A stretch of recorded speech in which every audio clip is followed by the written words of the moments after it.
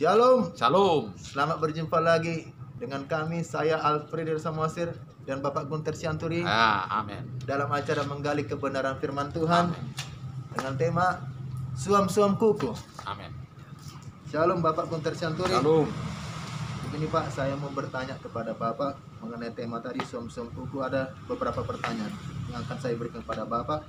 Pertanyaan pertama, apa maksudnya kerohanian yang suam-suam kuku itu Pak? Baik. Mohon penjelasan dari Bapak. Kalau kita mau melihat tingkat kerohanian dari seseorang, maka ada 3 level atau 3 tingkatan. Yang pertama, dingin, begitu. Baru yang kedua, panas.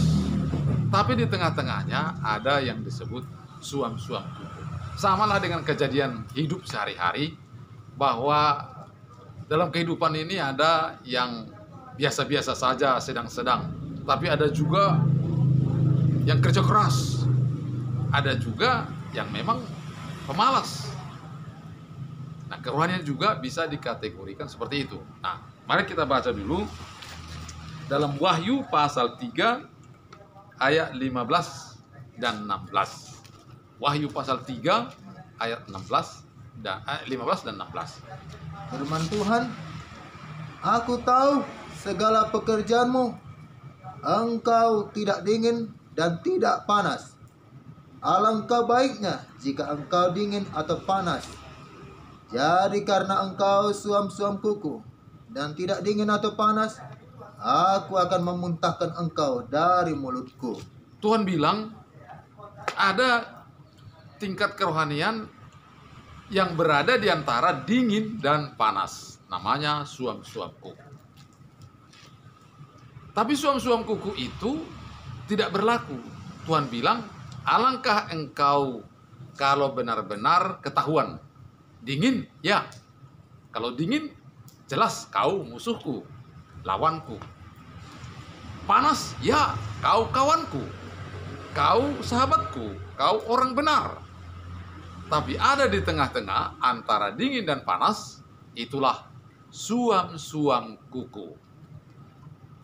Itu pun kata Tuhan tidak laku. Dia akan dimuntahkan juga. Itulah yang disebut dengan suam-suam kuku, artinya antara dingin dan panas. Terima kasih. Pertanyaan pertama tadi Pak ya. Ya. Yang kedua, apa yang dimaksud dengan panas? Iya. Mohon penjelasan dari Bapak. Panas. Yang pasti kalau panas itu berasap terus, bergairah terus.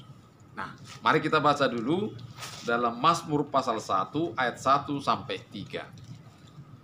Mazmur pasal 1 ayat 1 sampai 3. Firman Tuhan, berbahagialah orang yang tidak berjalan menurut nasihat orang fasik, yang tidak berdiri di jalan orang berdosa, dan yang tidak duduk dalam kumpulan pencemooh, tetapi yang kesukaannya ialah Taurat Tuhan, dan yang merenungkan Taurat itu siang dan malam. Ia seperti pohon yang ditanam di tepi aliran air, yang menghasilkan buahnya pada musimnya, dan yang tidak layu daunnya, apa saja yang diperbuatnya berhasil. Ada di sana disebut yang kesukaannya ialah Taurat Tuhan. Yang hobinya ialah kerajaan Allah. Yang dalam pikirannya, dalam semangatnya, setiap saat yang ada dalam otaknya hanya kerajaan Allah. Hanya tentang Tuhan. Jadi itulah yang dibicarakannya, itulah yang dikerjakannya, itulah yang dipikirkannya. Amin. Kalau boleh dikatakan, dia sudah pasti sungguh-sungguh. Dia tidak biasa-biasa saja, dia terus bertumbuh. Hatinya terus ke arah Tuhan. Hatinya tidak pernah kepada yang lain. Dia condong ke sana. Dia terarah ke sana. Kemudian dia membaca Alkitab, membaca firman dari hari ke hari, pagi, siang, dan malam. Panas, terus bergairah, terus mau mengerti, terus memikirkan itu. Dia juga berdoa terus menerus, baik dalam doa syafaat, baik juga dalam doa keselamatan, doa semalaman, dan doa puasa. Dia berdoa, dia berhubungan terus dalam hubungan doa kepada Tuhan. Dia suka berhubungan dengan Tuhan, dia suka berkomunikasi dengan Tuhan, dia suka berbicara dengan Tuhan di perjalanan, di rumah, di tempat kerja, dan di mana saja. Kemudian ia juga bergumul dalam kesulitan untuk datang kepada Tuhan. Dia bergumul, dia tidak menyerah, dia tidak pasrah, dia bergumul, dia berjuang, dia melawan, dan dia berhari-hari dari hasil berhasil mengalahkan segala penghambat, baik juga dosa-dosa. Misalnya dia berjuang untuk tidak berbohong. Dari mulai pagi dia berkata, aku tidak berbohong, aku tidak berbohong, aku berjuang supaya hari ini aku tidak berbohong. Berjuang melawan marahnya, aku tidak akan marah. Dari mulai pagi dia berkata, aku tidak akan marah, aku tidak akan marah, aku tidak akan marah. Sehingga dari hari ke hari dia berhasil mengalahkan semua dosa-dosa yang dahulu mengikat dia. Dia bertumbuh terus, dia bersemangat terus. Kemudian dia bersaksi, bercerita tentang apa yang dikerjakan Tuhan kepada tetangga, kepada keluarganya, kepada siapa saja. Dia bercerita tentang kuasa Tuhan, tentang pertolongan Tuhan, tentang kebaikan Tuhan. Dia tak henti-hentinya dari mulai pagi sampai malam. Dia bercerita terus. Kemudian dia berlatih dengan iman. Ada orang yang sakit, baik anaknya, baik istri, atau siapa saja keluarganya. Dia berdoa. Dia sampai melihat mujizat Tuhan terjadi atas orang sakit. Ada kesulitan dalam mencari pekerjaan, dalam mencari jodoh, dalam mencari rumah, dalam mencari rezeki. Dia berdoa, dia melatih imannya untuk percaya. Dia tidak mengandalkan kekuatan sendiri, dia tidak mengandalkan orang lain, dia tidak mengandalkan kepintarannya. Dia berharap kepada Tuhan. Dengan cara itu, Tuhan menjawab. Imannya kuat. Itulah orang-orang yang panas. Jadi panas itu hatinya, jiwanya, seperti tadi dikatakan dalam Mazmur 1 itu, hobinya sudah begitu. Bagaimana itu terjadi, nanti kita bicarakan. Demikian kira-kira. Pertanyaan nomor 2, Pak ya. Pertanyaan nomor 3 sebaliknya, Pak. Ya. Apa yang dimaksud dengan dingin? Mohon Dingin. penjelasannya dari Bapak. Sudah pasti itu kebalikannya. Iya.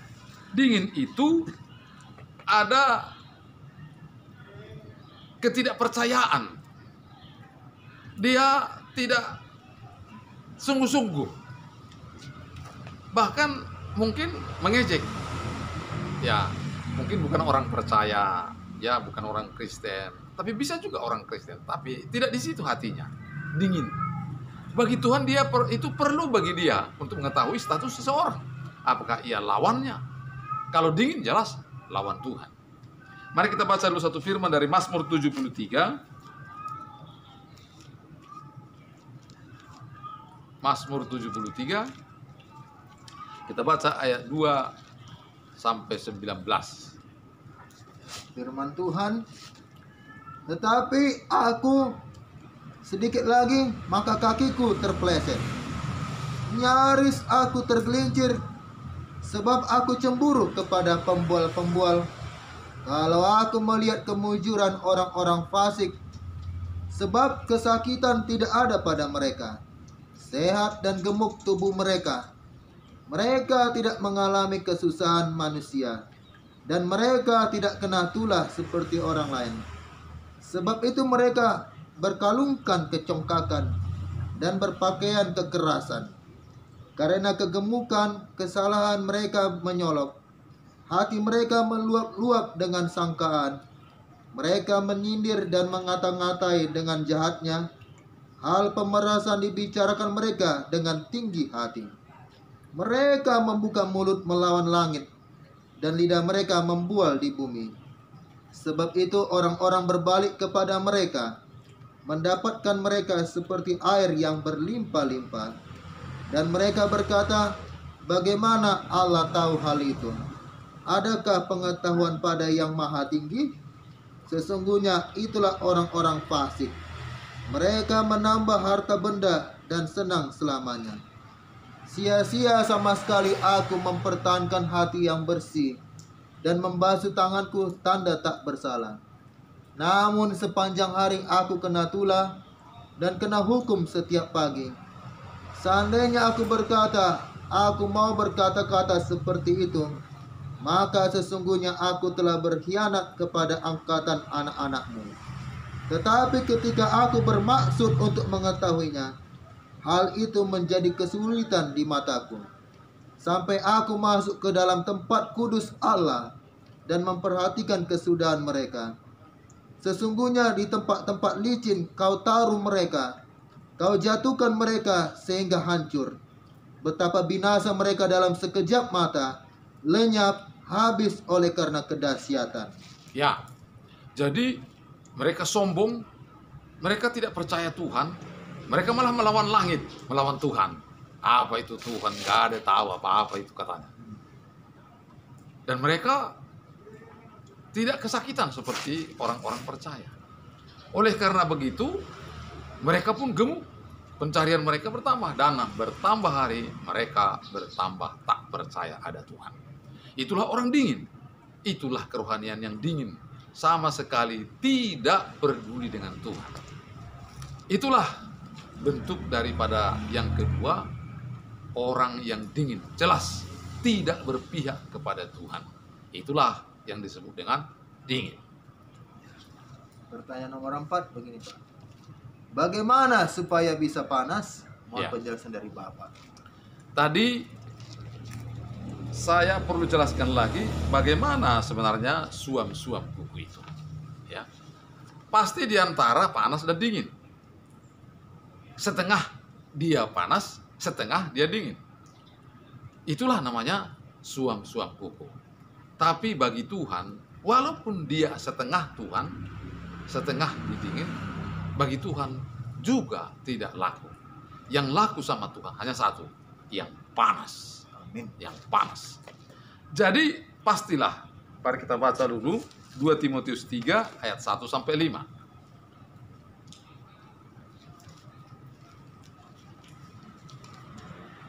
Timotius, 2 Timotius 3 ayat 1 sampai 5.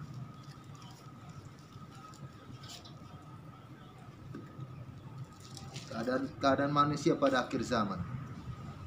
Ketahuilah bahwa pada hari-hari terakhir akan datang masa yang sukar.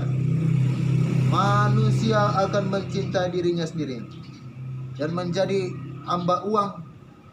Mereka akan membual dan menyombongkan diri. Mereka akan menjadi pemfitnah. Mereka akan berontak terhadap orang tua dan tidak tahu berterima kasih. Tidak mempedulikan agama, tidak tahu mengasihi, tidak mau berdamai, suka menjelekkan orang, tidak dapat mengekang diri, garang, tidak suka yang baik, suka mengkhianat, tidak berpikir panjang, berlagak tahu, lebih menuruti hawa nafsu daripada menuruti Allah. Secara lahiriah mereka menjalankan ibadah mereka, tetapi pada hakikatnya mereka memungkiri kekuatannya. Iya. Jauhilah mereka itu. Jadi yang jelas dikatakan di sana bahwa secara lahiriah mereka menjalankan ibadah mereka. Jadi masih beribadah. Tapi pada hakikatnya mereka memungkiri kekuatan Tuhan. Dia tidak percaya kepada Tuhan. Dia tidak mengandalkan Tuhan. Walaupun secara formal mereka beribadah, berdoa, baca firman, dan bahkan mungkin juga pelayan gereja. Tapi mereka tidak atau kurang mengandalkan Tuhan. Ya, kalau begitu maka kekristenan mereka itu secara formalitas artinya tidak dari hati. Ya, kalau ada orang ke gereja, dia ke gereja. Dia hanya menjaga image, jangan sampai dibilang orang tidak Kristen. Tetapi sebenarnya hatinya tidak di situ. Kemudian secara lahiriah melaksanakan kegiatan rohani tersebut. Kemudian bisa saja hari Minggu ke gereja, rajin pertanyaan, tetapi tidak di hatinya. Ya, mungkin juga sebagai guru, tetapi itu hanya sebagai profesi sebagai guru. Jadi jabatan itu sebagai profesi. Lalu karena sebagai profesi dia harus belajar, dia harus merenungkan supaya bisa diajarkannya. Tetapi ia tidak hidup di situ. Hatinya tidak di situ, pikirannya tidak di situ. Bisa saja orang ke gereja tapi pikirnya tidak di situ.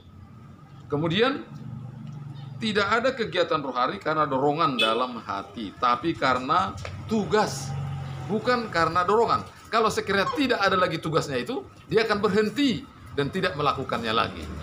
Jadi dia hanya didorong oleh jabatan atau profesi, tapi bukan karena dari hati yang terdalam. Berdoa biasanya secara hafalan. Mungkin juga dia tahu firman, tapi tidak hidup di dalam firman itu. Jadi dengan kata lain, dia menjalankan ibadah atau kerohanian itu, tetapi dari hatinya tidak di situ. Jadi apa yang menjadi persoalan di sana? Dia tidak menghayati. Dia tidak menghayati kegiatan itu, kerohanian itu. Apalagi mengimaninya, tidak. Jadi semuanya hanya dilakukannya secara formal. Nah, pertanyaan tadi, bagaimana supaya bisa panas? Nah, yang pertama, bisa panas kalau sudah dijamah oleh Tuhan. Jadi yang membuat pekerjaan itu jadi panas, itu adalah Tuhan. Orang tidak bisa mengikut Tuhan tanpa Tuhan bekerja dalam dirinya. Maka orang selalu berkata, susah mengerjakannya. Memang karena kita adalah daging, lalu kedagingan kita yang hidup, maka kesukaan kita tidak ada pada Tuhan. Kecuali Tuhan datang dan mengerjakan di dalam kita pekerjaan Tuhan itu, maka kita akan bisa melakukannya dengan ringan. Itu kalau orang sudah diselamatkan oleh Tuhan. Jadi yang pertama, orang harus menerima Tuhan Yesus menjadi Tuhan dan Juru Selamatnya.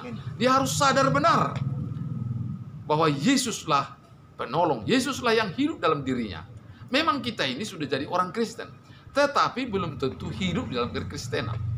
Belum dijiwai.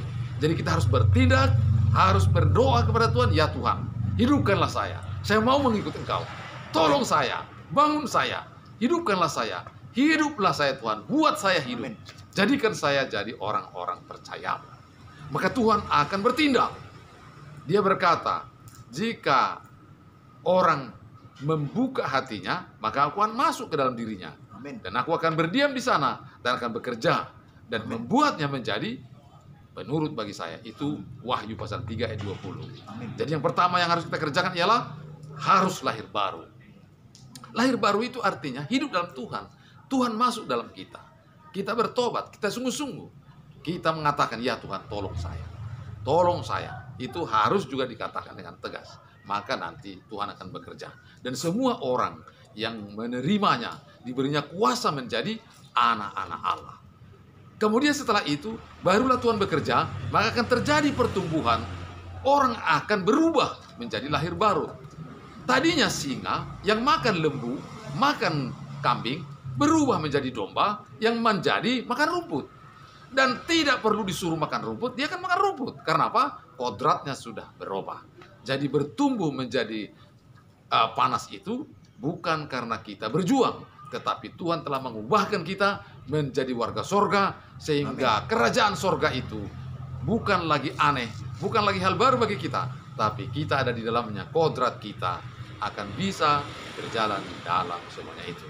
Terima kasih, Tuhan memberkati. Demikianlah para pemirsa sekalian, hendaklah kita tertuju kepada Tuhan Yesus dan kerajaan surganya. Akhir kata kami akan berpisah. Selamat berjumpa untuk minggu depan. Shalom. Sampai jumpa. Tuhan Yesus Kristus Shalom. memberkati kita Sampai semua.